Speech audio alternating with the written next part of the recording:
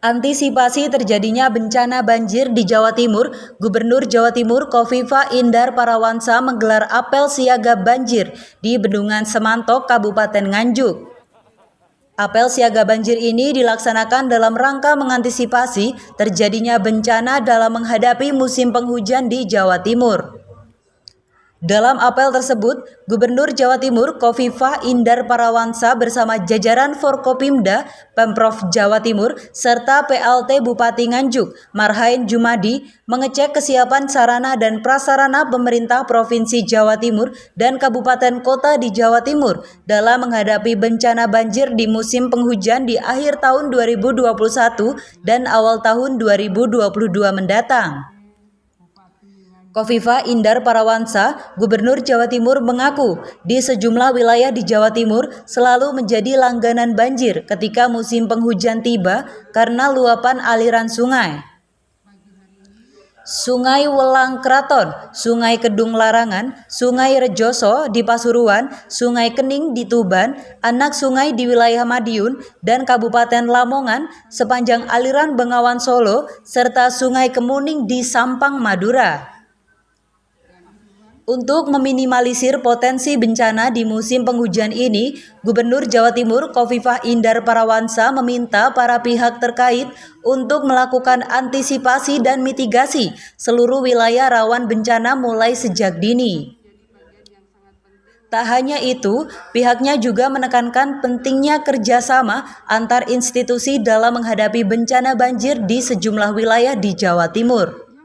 Hari ini secara spesifik kita melakukan apel kesiapsiagaan menghadapi banjir.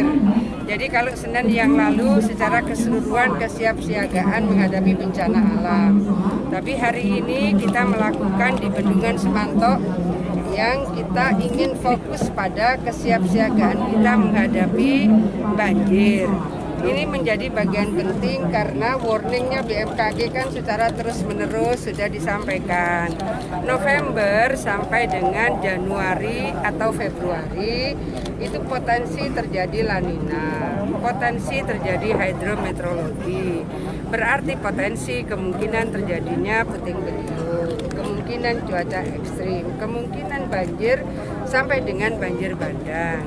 Oleh karena itu, kita sudah harus beradaptasi dengan berbagai hal yang harus kita antisipasi. Maka mitigasi secara komprehensif menjadi penting. Sementara itu, PLT Bupati Nganjuk Marhain Jumadi menjelaskan, tak hanya kabupaten lain di Jawa Timur, di Kabupaten Nganjuk juga menjadi wilayah beresiko bencana, mulai dari banjir hingga tanah longsor yang terjadi di sejumlah kecamatan di Kabupaten Nganjuk. Untuk meminimalisir bencana ini, pihaknya mengaku pemerintah Kabupaten Nganjuk akan segera melakukan normalisasi aliran sungai agar tidak menimbulkan banjir. Kita apel berkaitan dengan banjir. Memang potensi November Desember nanti akan terjadi hujan ya, perkiraan dari BMKG kan hujan.